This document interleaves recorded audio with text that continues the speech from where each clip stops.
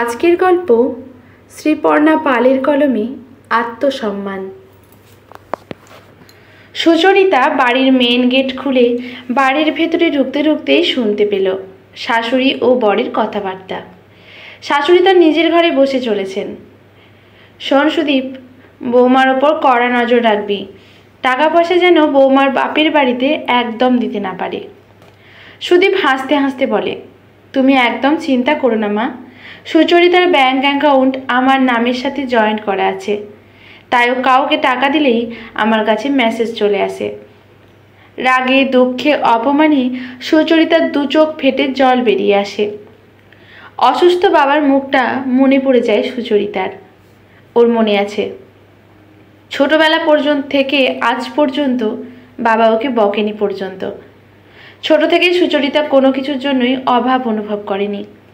এক সামান্য প্রাইভেট ফার্মে চাকরি করতেন ওর বাবা, মা সাধারণ গৃহবধূ। সংসারের অভাবে ছিদ্রগুলো সুচরিতার বাবা মা ভালোবাসা মায়া মমতা দিয়ে সর্বদা ভরিয়ে রাখতেন। বাবার কপালে পরিশ্রমের ঘাম আর মায়ের রান্নার তেল চিটে শাড়ি সুচরিতাকে বড্ড কষ্ট দিত। পরিশ্রম ও ধৈর্য সাথে নিয়ে সুচরিতা শিক্ষার গণ্ডি পেরোতে থাকে একের পর এক। মনে হয় তার একটাই লক্ষ্য, বাবা মাকে সুখের দিন উপহার দিতেই হবে। কম্পিউটার সায়েন্স নিয়ে পাশ করে MBA কমপ্লিট করে সুচরিতা। এক বিশাল নামকরা কর্পোরেট সেক্টরে জয়েন করে সে। অফিসে যাওয়ার পথে আলাপ সুদীপের সাথে। সুদীপ সুচরিতার পাশের অফিসেই চাকরি করে। 6 মাসের মধ্যেই সুদীপ সহজেই সুচরিতার মন জয় করে ফেলে। সহজ সরল আবেগী মনের মেয়ে সুচরিতাও ভীষণ ভালোবেসে ফেলে সুদীপকে। সুদীপের বাবা আগেই মারা গেছেন। সুদীপ ও তার মা দুজনের সংসার। বিয়ের প্রথম 6 মাস আনন্দের মধ্যে দিয়ে কেটে যায় সুচরিতার। সুদীপের সুন্দর ব্যবহার সুচরিতার মনকে মুগ্ধ করে তোলে। কিন্তু 6 মাস পর থেকেই সুচরিতার আবেগী মন টুকরো হতে থাকে সুদীপ ও তার মায়ের আসল রূপ দেখে। সুচরিতা দেখে সুদীপের ভদ্র ভালো মানুষের মুখোশ পরা চেহারার পিছনে লুকিয়ে থাকা নৃশংস মিথ্যেবাদী অকৃতজ্ঞ চেহারা। ভালোবাসার মোহে সুচরিতার দুটো ব্যাংক অ্যাকাউন্টই সুদীপের সাথে জয়েন্ট করে যায়। ফলে সুচরিতা কোনো টাকা খরচ করলেই তার মেসেজ আসে সুদীপের কাছেও। এখান থেকেই অশান্তি শুরু। সুদীপ ও তার মা জানিয়ে দেয় বাপের বাড়িতে কোনো টাকা পাঠানো যাবে না। মাসের শেষে মাইনের অর্ধেক সুদীপ ও তার শাশুড়ির হাতে দিতে হবে। সুদীপের পারমিশন ছাড়া কোথাও যেতে পারবে না সুচরিতা। বিস্ময়কর বিস্ময়ে হতবাক হয়ে যায় সুচরিতা। গায়ে হাত পর্যন্ত তুলতে দ্বিধা করে না সুদীপ। সুচরিতার সোজা শাশুড়ির ঘরে ঢোকে। দৃঢ় গলায় জানাই, এই মুহূর্তে বাড়ি থেকে বেরিয়ে যাচ্ছি, আর কোনোদিনও ফিরব না।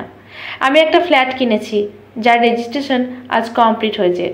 আগামীকাল বাবা মাকে নিয়ে নতুন বাড়িতে চলে যাব। মুহূর্তেই গর্জে ওঠে সুদীপ। স্বভাবসিদ্ধভাবেই বলে ওঠে, হারামজাদি, তোর এত আস্পর্ধা? টাকা রোজগার করিস বলে এত দেমাক? শান্ত সুচরিতা বলতে থাকে, আমার অসহায় মা বাবার একমাত্র সহায় সম্বল আমি। তোমরা জেনে বুঝে সেটা বন্ধ করতে চেয়েছো। আমার মাইনের অর্ধেক তোমরা নিয়ে নিতে, কিন্তু কেন? আমাকে কারোর সাথে মিশতে দিতে না। রাতে বিছানায় আমার কষ্ট, শরীর খারাপ এসব চিন্তা না করেই নিজের শারীরিক সুখ মিটিয়েছ।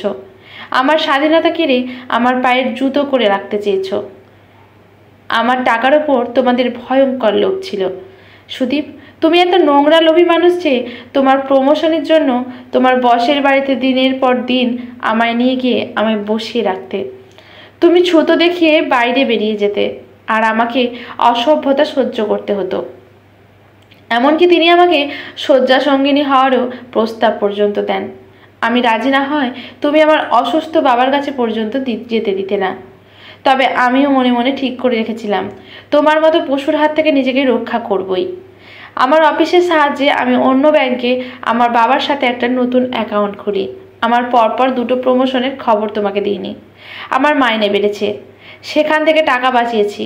নিজেকে সুস্থ রাখেছি কারণ আমি আমার গর্ভে যে তোমার সন্তান রয়েছে। সুদীপ রাগে চুলের মুঠি ধরে মারতে উদ্যত হলেই ঘরে ডেকে লোকাল থানার ওসি এবং সুচরিতার অফিসের বস এবং কোম্পানির উকিল এদের সে আগেই খবর দিয়ে রেখেছিল। কেঁদে ফেলল সুচরিতা।